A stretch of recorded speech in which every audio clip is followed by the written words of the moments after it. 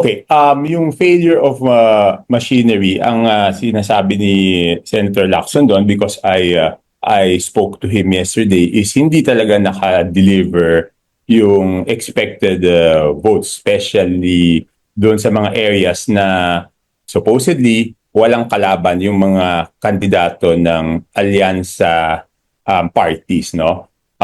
So yun ang sinasabi niya.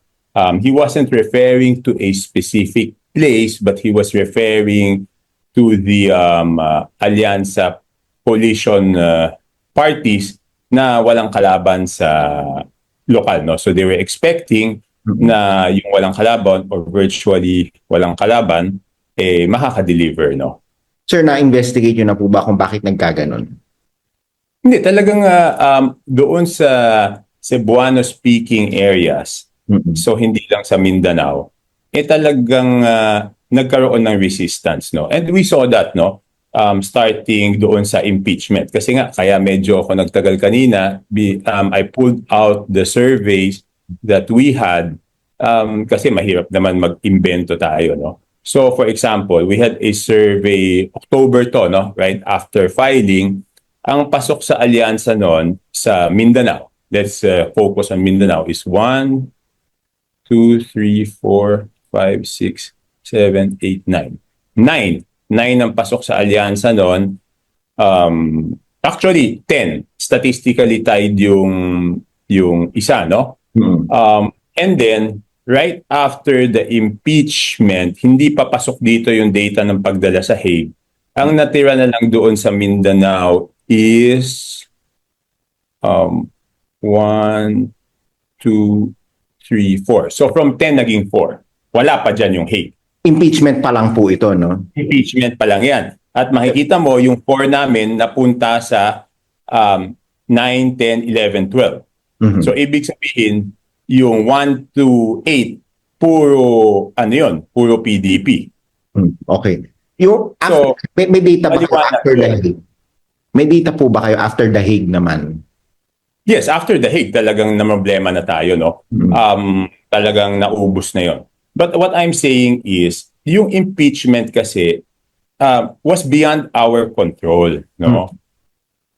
Pwede namang hindi impeach noon eh. Tsaka it was a useless exercise kasi yun naman yung sinabi ko sa kanila, kahit pirmahan nyo ngayon, Feb 5, ganun din, June 2 pa rin yan itatakal ng Senate, no? So ano nangyari doon? Di ba nagkaroon ng backlash naman talaga.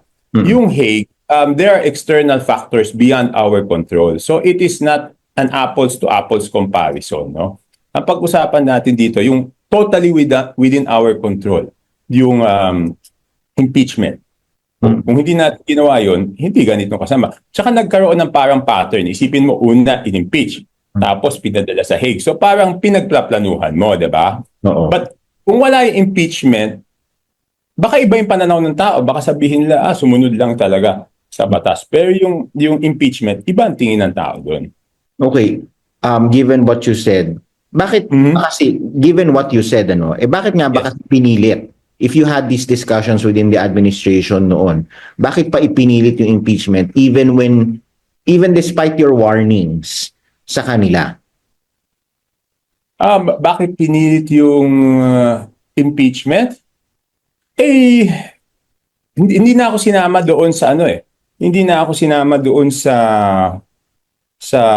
huling usapan. Okay?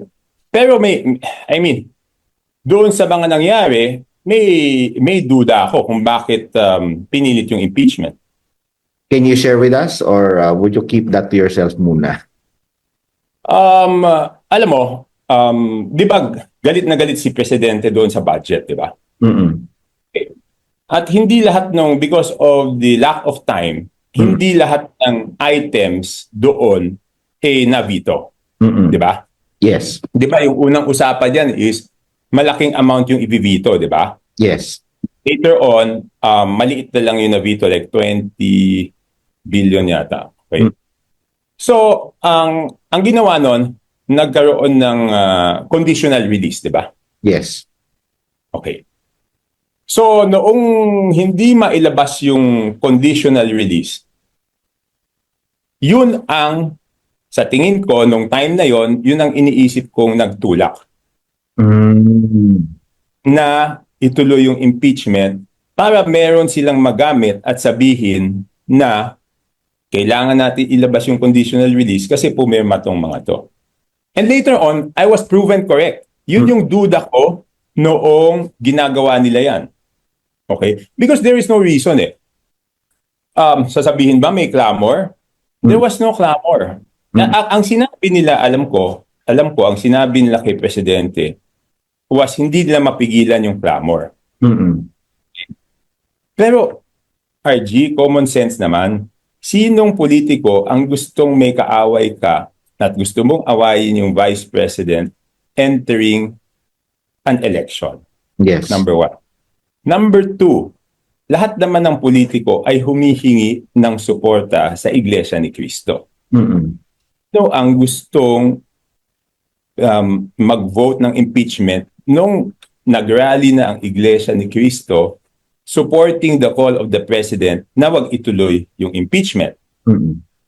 Number three, yung Presidente ayaw niya talaga nung impeachment because on the day of the signing of the impeachment, I had a meeting with him na nagkataon, yun yung nagpipirmahan, natapos kami mag-meeting, tapos na yung pirmahan, he did not even talk to me about it. Mm-mm. Hindi naman niya sinabi, bakit hindi ka pumirma? Bakit, hindi man niya sinabi na, naka 215. Hindi niya talaga pinag-usapan. Mm-mm. Kung hindi ako pumirma at gusto niya yan, di dapat natanggal na ako, di ba? So, paano ko masabi na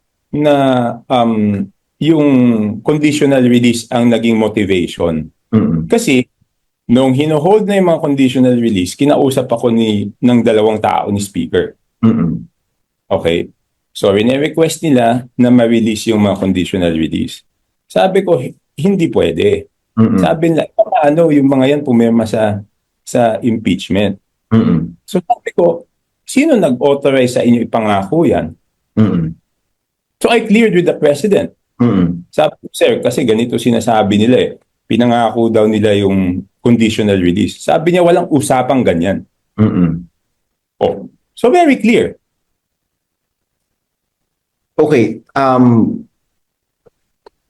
talagang itinuloy nila to given kahit na alam nilang may potential effects dun sa election in terms of your slate.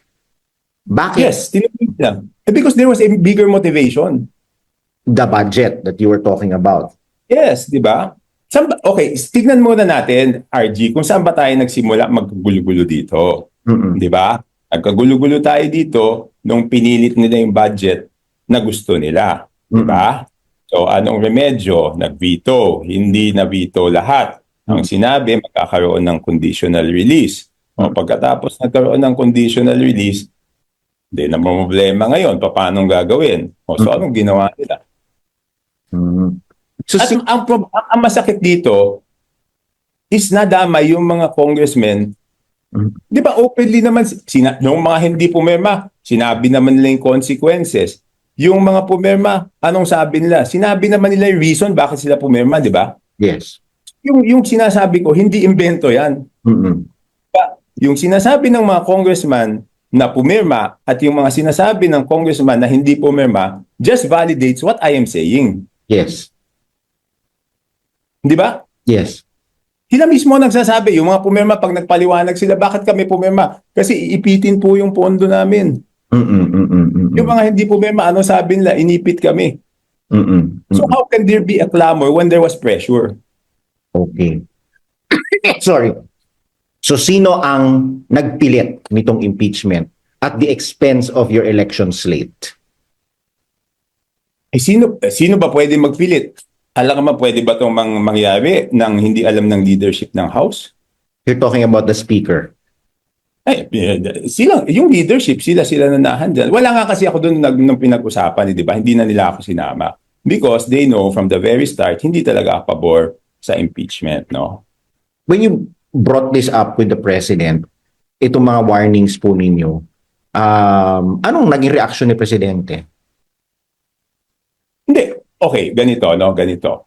ang sinabi ko lang nung the day of the nagpipirmahan, sinabi ko lang sa kanya na hindi dapat pirmahan. Sabi naman niya talaga, hindi naman talaga dapat matuloy. Mm-mm.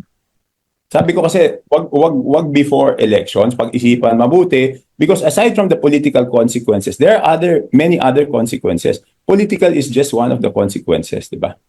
Like You what? know, we've got ilang impeachment proceedings na, di ba? Madugo yan eh, di ba? It's very divisive. Mm-mm. Tapos sasabay sa eleksyon, di ba? So napag-usapan na lang namin yan later on when I was reporting to him na pinipressure ako i-release yung mga conditional release kasi ipinangako daw. Sabi niya walang pangakong ganyan. Mm-mm. Mm. That's why until now, naka-hold talaga yung mga doubtful, yung mga projects na hindi natin sigurado. Mm-mm. So ngayon, may pressure na naman na gusto nila ma-release yung mga conditional release na yun. So all this considered is what led you to the conclusion na self-inflicted yung pagkatalo ng administration slate. I'm not saying self-inflicted totally. Okay. Yung Mindanao kasi makikita mo yung boto nung administration doon ng opposition doon. Mga 90+%, di ba? Mm-mm.